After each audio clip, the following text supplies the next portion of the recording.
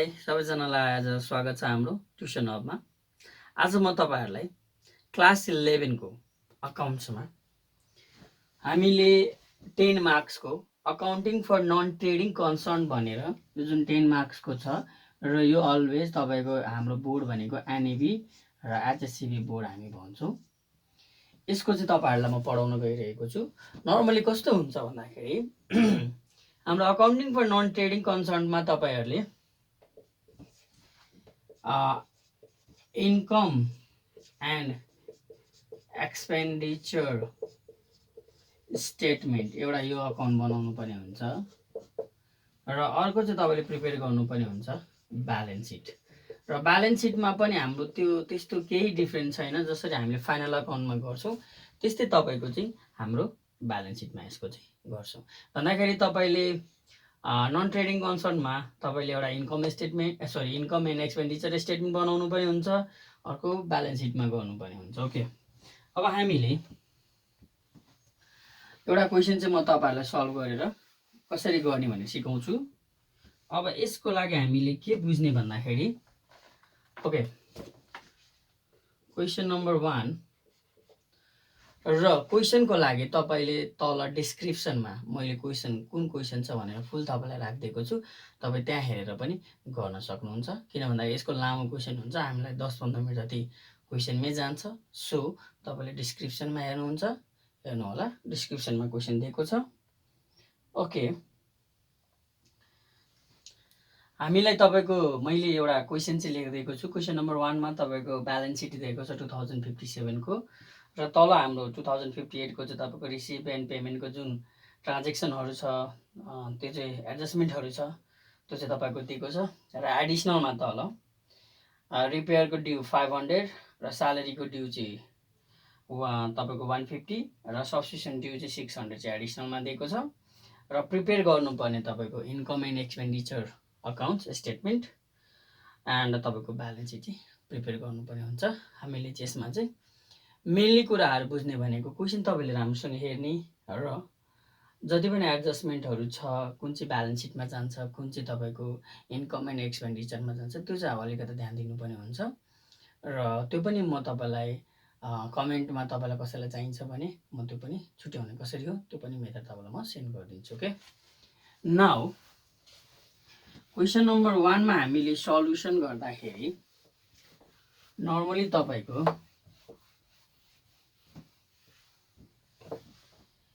Income and expenditure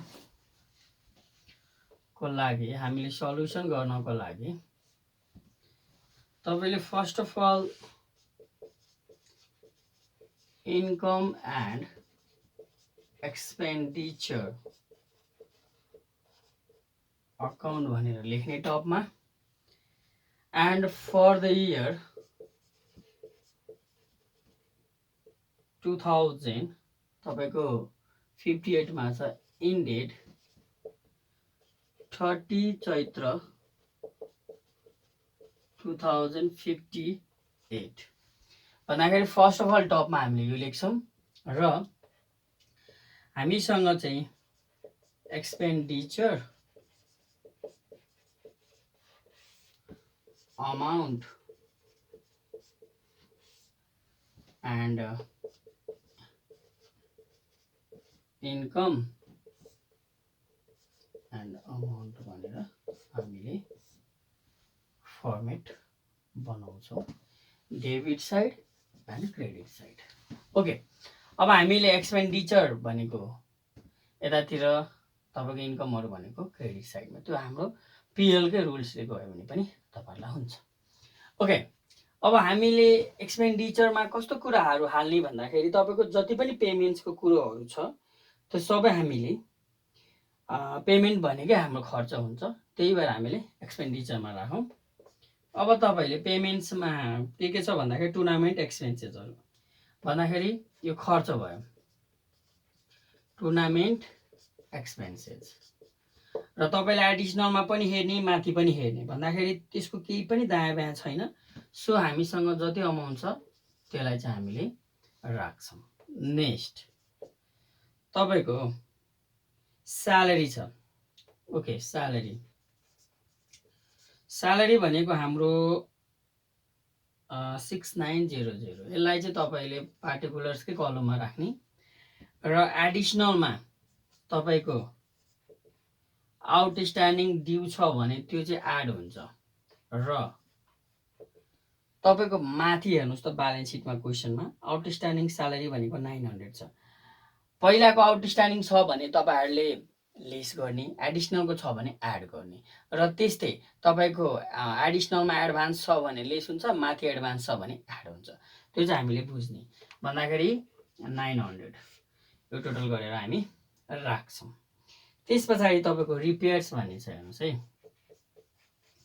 repairs भनेर हामीसँग क्वेसनमा 2500 दिएको छ र एडिसनलमा रिपेयर्सकै हाम्रो 50 चाहिँ तपाईँको दिएको छ भन्दाखेरि तलको चाहिँ ड्यू आउटस्ट्यान्डिङ हामी यो चाहिँ एड गर्छौँ र माथि पनि हामीसँग हेर्नुहोस् त रिपेयर चाहिँ छ भन्दाखेरि माथिको ड्यू आउटस्ट्यान्डिङ हामीले लेस गर्छौँ भन्दाखेरि माथि चाहिँ तपाईँको 500 छ।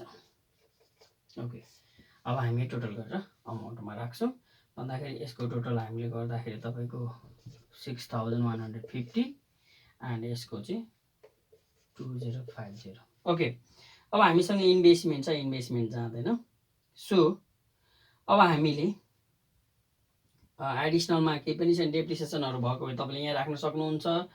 अब तपाईँको इन्ट्रान्स फीको अब तपाईँको केही छ भने हामीले त्योहरू पनि तपाईँले लाइक एक्सपेन्सेसहरूमा केही छ भने त्यो पनि राख्छौँ, अरू केही पनि छैन। सो हाम्रो एक्सपेन्डिचर साइड चाहिँ हामीले यति गऱ्यौँ। तपाईँहरूले यो कुरा चाहिँ ध्यान दिनु, जति पनि पेमेन्ट्सहरूको छ त्यो पेमेन्ट्सहरूलाई चाहिँ हामीले एक्सपेन्डिचरमा राख्छौँ र अब रिसिभहरू जति हुन्छ त्यसलाई चाहिँ हामी इन्कममा राख्छौँ। सो अब हामीसँग रिसिभमा जाँदाखेरि टुर्नामेन्ट रिसिभ भनेर दिएको छ भन्दाखेरि जे छ त्यही लेख्छौँ हामी। यतातिर बाई भनेर टुर्नामेन्ट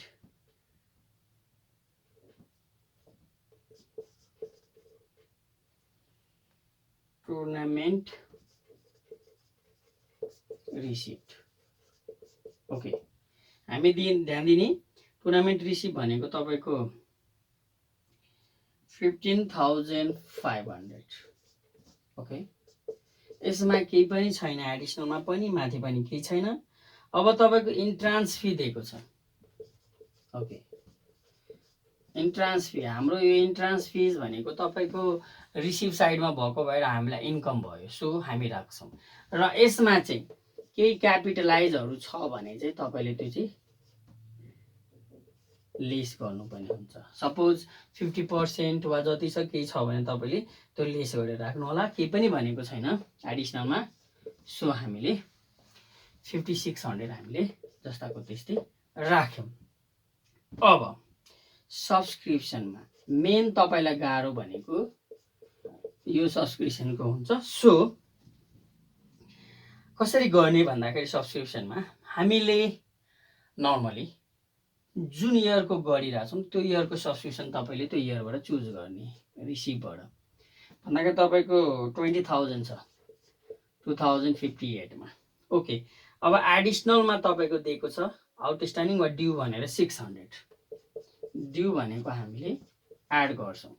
अब डेबिट साइडमा हेर्नु त सब्सक्रिप्सन ड्यू भनेको 1700 छ र 57 के तपाईँको माथि पे गरेर छ 1500 भनेको यो 200 चाहिँ हामी ब्यालेन्स सिटमा एडजस्ट गर्छौँ भन्दाखेरि यसको लागि चाहिँ हाम्रो यो पनि भयो। सो अब हामीले क्यालकुलेट गर्छौँ। क्यालकुलेट गर्दाखेरि तपाईँको यतातिर थप्नु पर्यो भने सरप्लस भनेर थप्ने र क्रेडिट साइडमा थप्नु पर्यो भने डेफिसिट भनेर तपाईँले थप्ने भन्दाखेरि 20,000 समथिङ आइरहेछ, 21-2200 समथिङ। यतातिर तपाईँको अब हेरौँ 20,000 हाम्रो टुर्नामेन्ट 15 थियो, यो बाँकी छ 20,600 भनेको हाम्रो क्रेडिट साइडमै धेरै छ।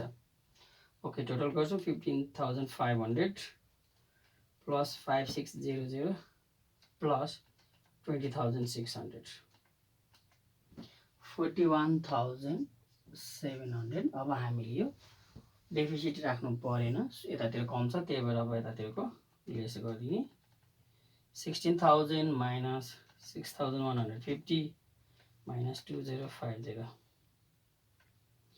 भन्दाखेरि तपाईँको 17,500 चाहिँ हाम्रो यो चाहिँ पुगेन, सो हामीले थप्यौँ।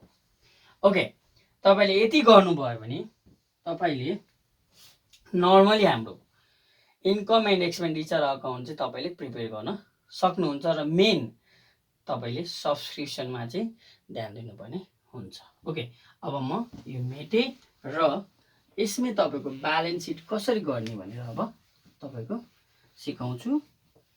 र तपाईँको ब्यालेन्स सिट गर्नको लागि हामीले फाइनल अकाउन्टमा पनि ब्यालेन्स सिट गरेको हुन्छौँ। सो हामीलाई सेम हल्का त्यस्तै छ।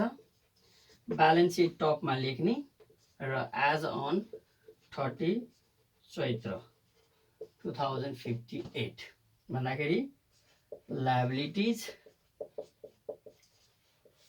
Amount assets amount. ओके, अब हामीले पहिलाको ब्यालेन्स सिट हेर्छौँ र के युज भएको छैन। यतातिर हेर्नुहोस् त, लायबिलिटिज क्यापिटल फन्ड भनेर हामीलाई दिएको छ र क्यापिटल फन्ड जुन छ नि त्यसमा चाहिँ हामीले सरप्लसलाई चाहिँ एड गर्छौँ। 17,500 जुन हाम्रो आएको छ यसलाई जोडेर तपाईँको 58,100 यो चाहिँ हामी राख्छौँ। र माथि तपाईँको त्यस्तो केही पनि छैन लायबिलिटिजमा। सो अब एडिसनल हेर्नुहोस् त, एडिसनलमा हामीसँग आउटस्ट्यान्डिङ स्यालेरी दिएको छ, आउटस्ट्यान्डिङ रिपेयर दिएको छ एन्ड पहिले यति राख्छौँ हामीले। आउटस्ट्यान्डिङ रिपेयर्स भनेको तपाईँको 50 छ, स्यालेरी भनेको 150 छ र हामीसँग तपाईँको एउटा कुरा के बुझ्नुपर्ने हुन्छ भन्दाखेरि जुन सब्सक्रिप्सन्समा 2057, 2058, 2059 को छ नि भन्दाखेरि तपाईँको 9 को 59 को तपाईँले तिर्नु भएको छ भने त्यो सब्सक्रिप्सन एडभान्समा आउँछ। सो हामीले कति छ भन्दाखेरि 500 यसलाई चाहिँ हामी यहाँ राख्छौँ। ओके, हाम्रो लायबिलिटिज पार्ट चाहिँ यति नै हो। ओके, अब हामी फेरि माथि जान्छौँ र एसेट्स गर्छौँ। जसरी बिल्डिङ तपाईँको नर्मली 30,000 दिएको छ र तपाईँले यसमा डेप्रिसिएसनहरू केही निकाल्नु भएको छ भने त्यो चाहिँ तपाईँले लेस गरेर राख्नुपर्ने हुन्छ। यसमा डेप्रिसिएसनहरू केही पनि थिएन, हामीले केही गरेनौँ। सो अब तलको हेर्छौँ। तल हामीसँग इन्भेस्टमेन्ट छ। इन्भेस्टमेन्ट भनेको तपाईँको 20,000 छ। ओके, अब हामीसँग फोकस गर्नुपर्ने कुरा के हुन्छ भन्दाखेरि तपाईँको एडिसनलमा सब्सक्रिप्सन ड्यू छ, त्यो चाहिँ एसेट्स हुन्छ। सब्सक्रिप्सन ड्यू भनेको 600।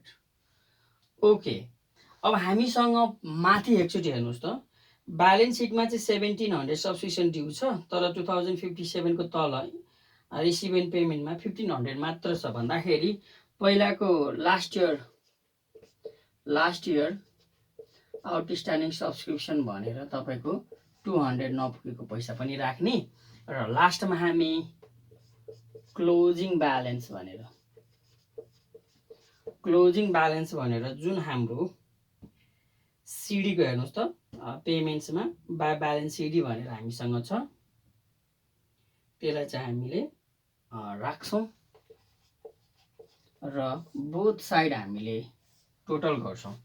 टोटल गर्दाखेरि 6, 7 तपाईँको 58,800 र तपाईँले यो पनि टोटल गर्नुहोस् 58,800। तपाईँले यति गर्नुभयो भने तपाईँले नर्मली हाम्रो जति पनि तपाईँको इन्कम एन्ड एक्सपेन्डिचर बनाउने बेलामा कस्तो, ब्यालेन्स सिट बनाउने बेलामा कस्तो कुराहरू जान्छ तपाईँले जस्ट छुट्याउन सक्नुभयो भने तपाईँले 10 मार्क्स गेन गर्न सक्नुहुन्छ।